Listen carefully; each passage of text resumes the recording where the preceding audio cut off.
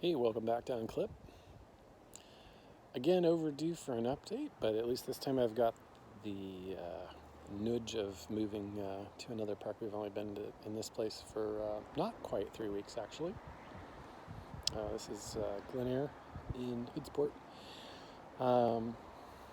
By far, it's been our worst experience. Mostly because of the owners. Who are people who clearly don't know anything about hospitality. I mean, they've got the cursory, "Hi, nice day," but well, first just look at. I mean, there's this great view.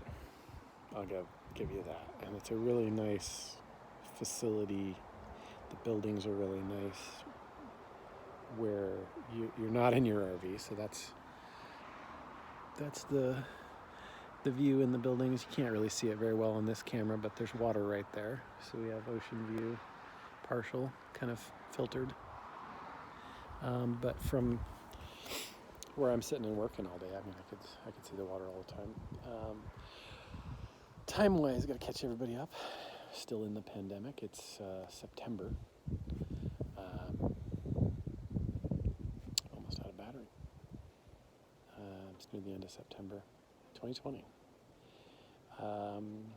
This month has been wildfires. Unemployment stuff has been a little better. There's a new batch of money that's still on the hook with question marks. Everybody's trying to fight for, but all told, it's slowly getting better. We still are nowhere near recovering from the damage that was done. So the negative experiences at this park before we leave. We're gonna leave this afternoon. It's Friday. As soon as I get off of work, we're gonna pull out of here, and we're paid through Sunday. So we're actually giving up 2 days that we've paid for just to get away from this. Just ruins it, you know. So the two things that happened were the night that we showed up. We found out that it would be, it's basically $200 a week, and that it would be another $200 to park our truck, our tow vehicle, for the time that we were here.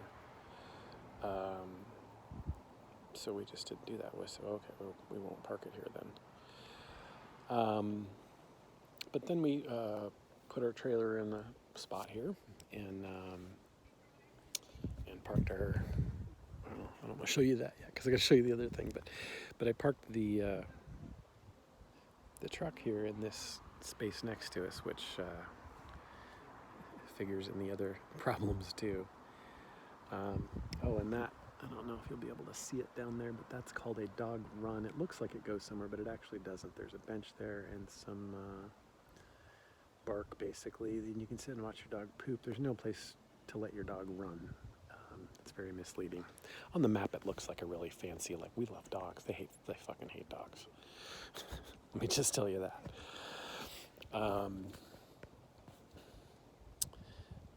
Anyway, so we parked the truck there because I've got a bunch of stuff in the back of it, like our pretty flowers that we like to put out front, in our little bucket. And, I keep all kinds of stuff in the back of the truck that are quick and easy to put back out, especially on the outside of the trailer. So after I unhooked, I just pulled over into this spot and was quickly loading stuff from here to there. And they came around their little go-kart. Now this is 20 minutes after we've given them like $650, which, as I pointed out to my son, it's interesting how this kind of thing happens with customer service, and it's something I'm not going to put up with anymore. And the more people that don't put up with it, the less it's going to happen. I said to him, you think about all the things that I spend money on every month. You think about a particular grocery store or a cell phone company or a credit card company or any different number of things, the biggest of which being there's one place for whom I'm a customer because they're basically selling me a car. I mean, Somebody else sold the car to me, but your bank owns it, and they're selling you your car over however many months. And so I guess the point is that I'm a customer of theirs, and that's the biggest expenditure that I have now outside of RVing. And every one of those, from the person who gets 75 cents from me for a candy bar to the bank that gets $500 from me for a car payment, every one of them has treated me over the last month with great customer service and appreciation, apologizing for putting me on hold, and even most importantly, being very polite about correcting me about something that I've done wrong or that I need to be sure to be aware of or something, Even when it's negative, I'm a customer. It's not that the customer's always right, but if you want to run a business, you provide customer service. You don't ever treat your customers like shit. For any reason. Even if they're fucking assholes. You don't want other customers to think that you might treat them like shit. They're just going to assume you're an asshole. So anyway, what happened? I parked over here unloading, come around their little go-kart, and they said, you can't park there. That's another space. People are going to move into that. Just unloading. But then, of course, what came up was, I said, I understand about your parking. I know it's $10 a day. That's not affordable. So I'm going to park it elsewhere. I'm going to take it back to storage. But she was really concerned. This is one of the owners, I presume, or the mother of the owner.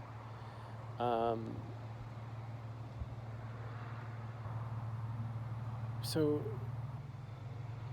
I ended up telling her that I was going to go park. I'd found a spot alongside of the road, off the road. Didn't matter. This is the important part. It didn't matter. It's none of her fucking business. I found a place to go park the truck for the night. And that I'd have it out of her spot in no time. Didn't need to worry about it. She wouldn't let up. And I really think it was about pushing the parking or being resentful that we didn't accept the parking. And I literally did not have that much money available to me at that time. It was unaffordable, but of course people with this kind of money would never ever have a fucking clue that people choose between food and medicine or any of the other things. That 60% of Americans, it's not being cheap or uptight. Anyway, that kind of insensitivity is just... So she started screaming at us and saying, you can't park on the highway. There's no room there. It's not safe there. It's not... And she finally screamed at me, your truck's going to get crushed. At this point, we've been here 20 minutes. We've paid $650 for 3 fucking weeks, and we're being screamed at, stark out. So, take my truck over, down the road, found another asshole. I backed way off the road so the road people wouldn't be mad. I parked way in front of the no trespassing sign so that the property owners wouldn't be mad. And I parked underneath some power lines because I know how zoning and easements work. Thanks, Dad. I really just put myself in the best position possible. And I didn't move it first thing in the morning. I drove by it, checked on it, left a note in it, and was like, okay, well, I'm gonna have to think about how I want to handle this if I want to go near or far. I need a little bit more time to figure out what I'm going to do, because it's an hour and a half back to where we used to live, where I know people I could maybe park it, which is what I'll probably do now. So when we got back that day, it was gone. It had not been impounded by any government. I had called them and called around, called everybody I could think of, and couldn't find anything. And so I thought, well, it's a 50-year-old truck and there's no locks on the door. It got stolen in broad daylight. And then I thought, well, the only way that happened is if somebody tipped somebody off. They saw us leave the park. They knew our Jeep was leaving. So I called the police and reported it stolen. And they had a cop call me back, took information, took hours, and he finally called me back, playing phone tag, and said, nope, somebody actually paid out of their own pocket to have you towed. At the time, the impression I got was that it was the RV park, but we later figured out that it was property owner next door, which could be the same fucking people. I don't know. Anyway, that of course ends up costing us $200 for Jim's Towing, who seems to have the contract for everywhere around here. No parking, no parking, no parking, no parking. All right, I get you on land. I get you don't want people on your land. But when you act like that, and I don't have anything to lose, I just, I'm getting more and more on the anarchist side of like, fuck people owning things. Fuck you, I don't own anything. I didn't ask to be in a world where things are like this. I'm that angry. I'm that angry with society. I'm that angry with people who own shit, who have shit, who are greedy, who are unkind like that. I just won't tolerate it anymore. Not only as a customer, but as a human being. Your existence is unacceptable if you're an asshole. Just stop it. Stop acting like that, or stop existing, or I'm gonna fucking make you. I'm that angry, that's how miserable of an experience I'm having. So this gorgeous, beautiful, deluxe park that we're so very proud of is just one of the best sloped gravel parking lots you've ever seen. Look at all of that parking. It's a fucking parking lot. Most of them are. They're just a parking lot with hookups, and there's this snobbery. Well, I don't know if I can accept your unit if it's over 10 years old. And oddly, the parks that have nothing, that are just literally like a concrete rectangle, are the most strict about that. Fuck you people. Fuck your snobbery. I'm sorry to keep swearing, but I don't know. Maybe it's a 2020 thing. The honesty filter is just like, I'm done. I'm done with all of that kind of mentality. And not just for myself, but for this planet, for humanity. I don't know, maybe it's being 50. I feel like I'm the they know. I know what's right. I know what's wrong. I shouldn't have to fucking acquiesce to anyone or anything, because I know I'm right. And most people know I'm right too, I think. Yeah, you tell me. Anyway, so the next thing to happen was my son took one of the dogs for a walk, which he doesn't like to do. We make him do it as a chore. And it was night, and it's the older dog, and she's really weird and spastic as hell. And out of the blue, in the middle of the roadway here, as he's walking her, she decides to do the walking poo thing and drop poo across 10 feet in the middle of the road. And he doesn't even have a bag with him. He wasn't counting on that. She just needed to get out and probably pee. She never poops. So she's pooping right there in front of them. That's the owners down there in the... It's hard to see, but the last nice looking RV down there at the end is actually the owners. So it's right in front of them, and he's like, oh, shoot. These people are already... So he goes up to them. They're sitting outside their thing, and he's like, do you know where the doggy bags are? I can't find them. I don't. She's...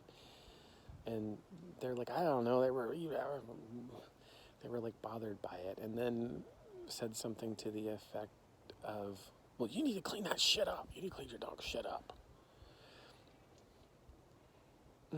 My kid's in bad shape, man. Kids at school have been awful to him his whole life. He had to drop out from being bullied, and just people being mean to him and him not understanding. And it's like just the worst fucking thing. This is part of why we're doing this, to escape some of that society that's causing so much harm. So I'm really postal that they'd hurt my kid like that. But the exact same thing happened to me right over here. I have the dog tied up to this table just so he can be out, the other dog. And he starts barking at people, and the kid's kind of worried that that's going to cause problems. And so I'm at work. I can't do anything about it. So he went outside and just brought him in. He was back over here and barking, and so he just let him in, and there the barking has stopped. And then an hour later, we get our second really invasive. I mean, look at this lawn. This isn't growing at all, but I mean, you can see. The landscapers get down in here and they move our rug, and they gotta, do some perfection there. This is right side up. Do some perfection there every week. And it's obvious, very, very, very obvious that the purpose of it is inspection. Because they get extremely close to our unit and they go all the way around it and they spend lots of time around it and they're looking at everything, looking under our unit. Boy, I wish I could remember their names. That one of the couples that does a nice channel was dealing with that with some HOA kind of Karens, which is what I've named at least one of the reviews for this place, just Karen. Because everybody knows what a Karen is. This place is owned by Karens. Same thing though, landscapers like, oh my goodness, the end of the world has come about. I don't know what to do. Goes clear down, gets one of the owners, this time the dude, tiny little old white-haired dude, half my size. And I say that because this is what's going on in the world. Not just people who are jerks, but people who are jerks who are in no physical position to be disturbing shit are becoming more and more and more emboldened to the point where it's like they're showing off the fact that they feel that they're no longer in physical danger for doing something to somebody who's, ostensibly physically dangerous to them. And I'm a real pacifist. I mean, I've literally been knocked unconscious trying to talk a bully out of fighting with me because it was a misunderstanding. I'm really not a violent person. It's my last resort. But that's where we are now. We have reached my last resort, and I'm advocating for bigotry especially, but that level of shitty treatment in public needs to start being painful, physically painful. These motherfucking idiots in our world who are growing in number every year, they're getting dumber, they're getting bolder, and they're not just Trump supporters. Hate to get into politics, but there's more than just them. That's a big bulk group of it, though. I'm sorry. And they don't contribute to society, ironically. That's their chief complaint of everyone else. But they're the literally reason why we do not have nice things. They're the Dark Ages. They're ruining the planet. They're killing this species. And you really have to put it against that backdrop when you see a little old man screaming at you and swearing at you. And he said to me, you got to clean up your dog's shit. I come bolting right out with a doggy bag, and I'm sorry I didn't realize he had just gone. I will clean it up right now in front of you. He remained angry, continued to swear at me, and then said, every time you got to watch him poop, because every time I see his poop on the ground, it's $25 from now on. Sorry. Can you fucking imagine? Do something at Starbucks that you would ordinarily think people would say, oh, could you actually not take all the straws? Or could you not pour all of the cream in the trash? Or, I mean, just try to think of something really horrifically aberrant that could qualify for a level of offense about dog poop that I don't understand, and I'm not a dog person.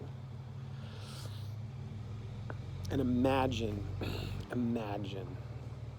the manager or the owner of that coffee shop talking to you like that, even though you've only paid them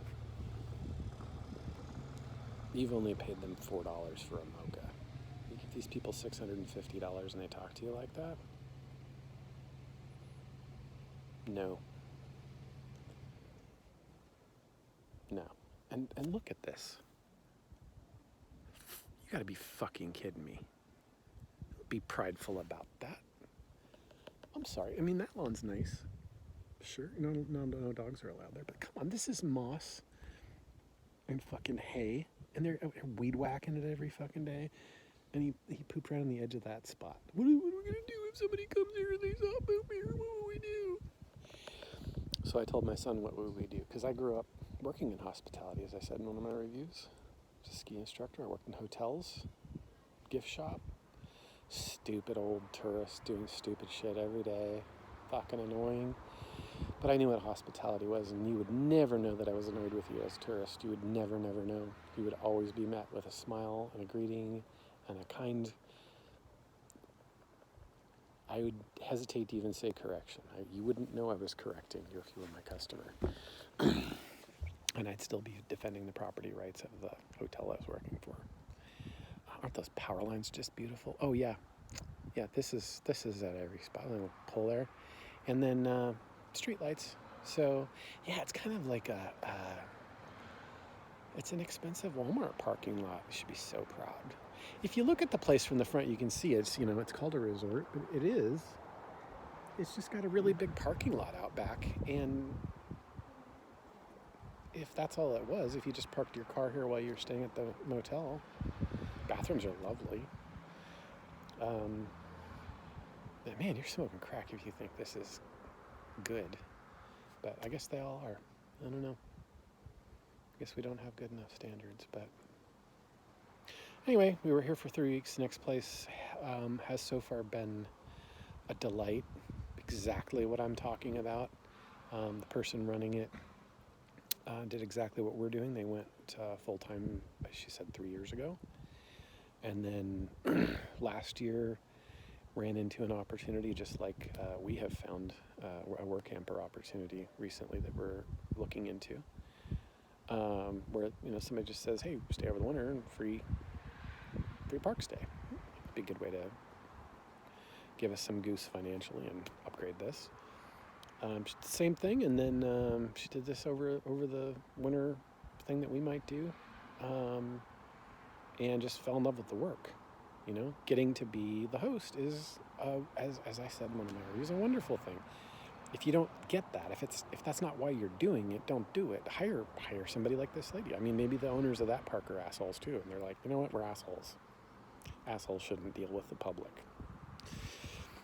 So they get a professional non-asshole who actually likes doing this to deal with the public, and she was just wonderful. And just moved heaven and earth for us, actually gave us $50 off to go to one of her nice waterfront spots, gave another customer a free night in return for moving so that we didn't have to move, so that we could just go into the spot because we were going to be there for a whole month and they're just there through the weekend.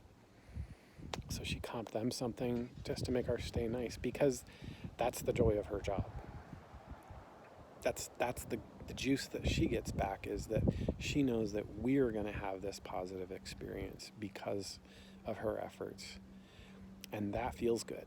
And that's why you do this kind of work. That's why you buy an RV park, because you love bringing joy to people. If you love the idea of bilking people for their money and shitting on them, you're going to fail, I hope. I hope I can help you fail if I run into you. That's my goal, is I want assholes to fail, and I want you all to help me make assholes fail. We really got to put our foot down, pull stakes and leave, be ready to turn around in the middle of the night and go, nope, that was a lewd comment you just made. Reverse the charges, I'm out of here. We need to keep doing that. And it will work. There was another park that actually already put a deposit on and reserved down south that we were going to be staying at, just moving this weekend there, for a few weeks there as well. And that was very expensive. I think that was $800 for a couple weeks. But we went to make sure that I was going to be able to back into the spot. And we slowly drove through the park. It's waterfront, very nice waterfront. And somebody was out, again, some old white-haired dude. I got white hair? What the hell?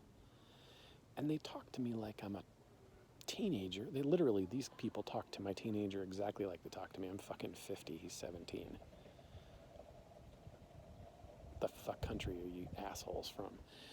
I'm sorry. Sorry to get off on a rant there, but just show some fucking respect. So this place that we were going to stay at, waterfront at Potlatch. I don't want to besmirch their entire business because it was one person. The people I've talked to on the phone have been friendly, but some old guys out moving a sprinkler on their lawn, which actually looked nice. It was between the road and the waterfront. And we were rolling through, and he looked at us and kind of gestured like this with both hands. I can't do it in this camera, but like both hands down like what? We're just people driving through on a road in the RV park. I mean, it's just one loop around their building, across the waterfront and back out to the highway. So it's not like we're driving all up in a park, although we do that all the time. And we drive right past all of the signs that say park guests only, because we're not trying to take advantage of your park. We're not stopping. We're not doing anything other than verifying that this is going to work for us. So we are either already a customer, which we were in this case, he didn't know that, or a potential customer. And I'm only assuming that the gesturing came from, hey, somebody's driving through here when there was a sign that said not to. Again, Karen rules. He kept gesturing like that to us, staring at us. We drove past him, and I could see in my rearview mirror. Obviously works there. Obviously pissed at us. People who just put down a deposit to pay them $800. Again, no other company gets that kind of money from us, or from most people, and rude, unacceptably rude. So I emailed them, and I had to call them back twice to finally get it to go through. But the email said, this was my experience just trying to check out the spot. I think the spot would actually work, but even though you have an amazing view, I can already tell I'm going to have a miserable time there because you got some old fucker out there scowling at people. So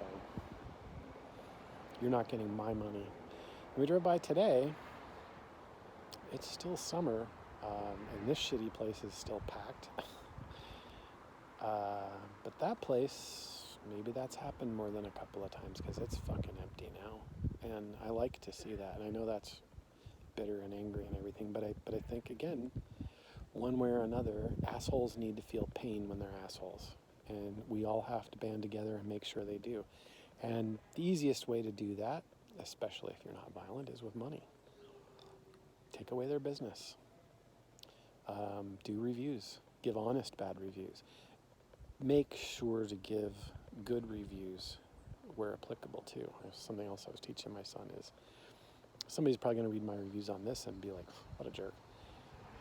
But if you're like me, I know how to take those things with a grain of salt. I read what people are complaining about and go, oh, you're one of those jerks that has a problem with that kind of thing, and I don't care, so I still will go to that business. But what I really learn when I'm really concerned about, like, man, that's the only place that's going to work for us, and this seems like a really bad review, is I'll go look at that person's other reviews, and I'll be like, well, now they seem extremely reasonable at this place where things weren't perfect either. So that other place really must have been awful if they're willing to give honest reviews, good and bad. So I encourage everyone to do that, to make videos, to communicate with each other, because I know places like this and that other place, they would not be in business at all. And that's important. They would no longer be in business as the current owners if, when you pulled up out front, you already had, or when you pull up their website or whatever, wherever your first engagement's going to be, if you already knew